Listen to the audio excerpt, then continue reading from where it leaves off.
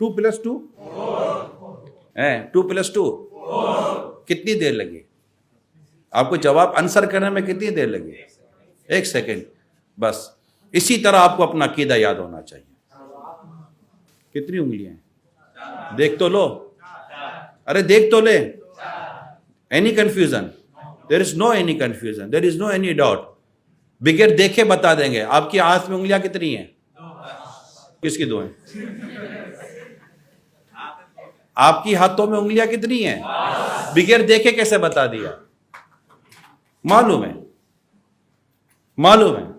آپ کے چہرے پر ناک کتنے ہیں؟ کان کتنے ہیں؟ 2. دیکھ تو لو.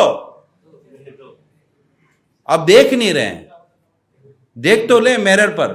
آپ کو دیکھنے کی ضرورت نہیں ہے. مجھے پتا ہے کہ میرے چہرے پہ ایک ہی ناک ہے, میرے چہرے پہ 2 ہی آنکھیں ہیں, میرے 2 ہی کان ہیں. ہمیں دیکھنے کی ضرورت نہیں ہے, ہمیں پتہ ہے, ہمیں یقین ہے.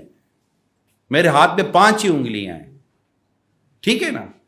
بالکل کلیئر ہونا چاہیے, کسی قسم کی کنفیوژن نہیں ہونی چاہیے.